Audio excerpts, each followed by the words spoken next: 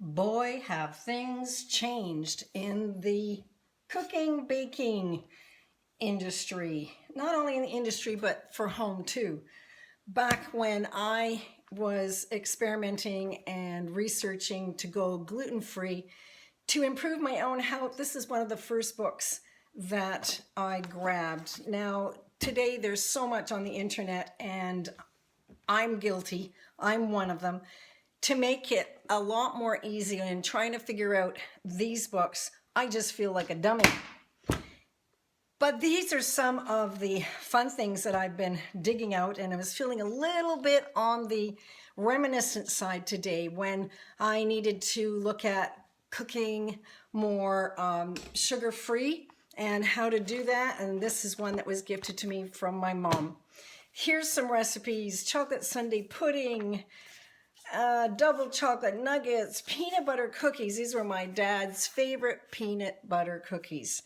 And then the chocolate cake recipe, which there's only half of it left, that I won first prize on at the county fair years ago. So here's my very first cookbook that I cut my teeth on, 1973. And when I was self-sufficient as a young adult, I got this book called Stocking Up. It's by Rodale Press, and it actually looks pretty good, but I use this over and over and over.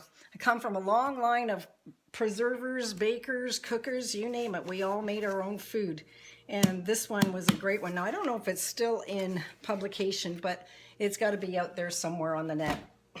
When I began catering, I really needed to ramp up and learn how to feed more people. So this was a book that was gifted, Food for 50. And the date in it is actually 1978. This is a series that I really love from Jean Perry. She was a caterer, and she matched her shirts to all of her book covers, and I have a special connection with that, having a husband that was in the screen printing industry. Now, some of the things have changed as far as ingredients are concerned, but some of them haven't. Things like maple syrup that I use for sweetening most of the time. You don't need to use as much maple syrup as you do the regular sugars, and this is a dark maple syrup, not the Canada grade AAAAA plus, but I also know where that came from. That came from dear friends. The clearer the syrup, the fancier it is, and I like to use the dark syrup for the flavor.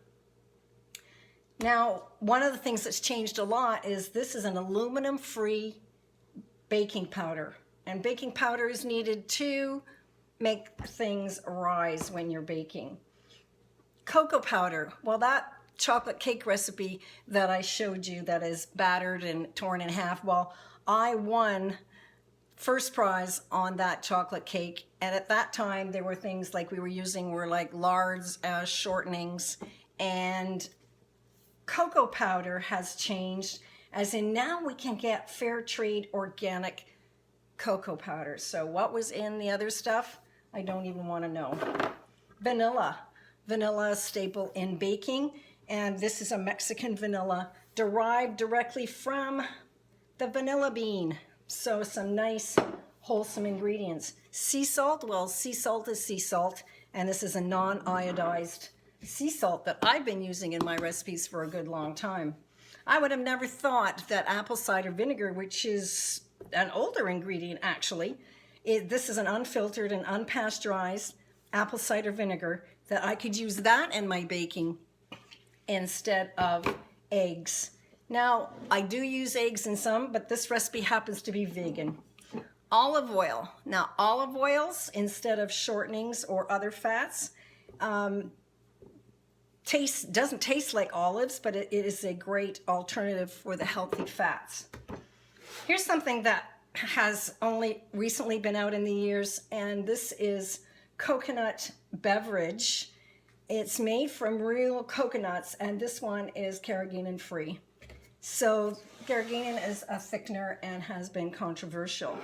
So whether it's for Valentine's Day cupcakes like I'm making here, or birthday parties, if you have any limitations in your diet, well, you still can have the sweet treats, whether you're going gentle on the sweets, or you are going nut-free, or you are going gluten-free. If you're just starting out baking, there are lots of resources out there for you today to help you manage the transition.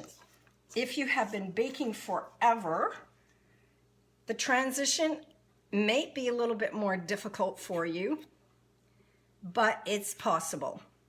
So I'm just filling up these cupcake papers and going to enjoy a treat with the kidlets and for anybody else that happens to come by.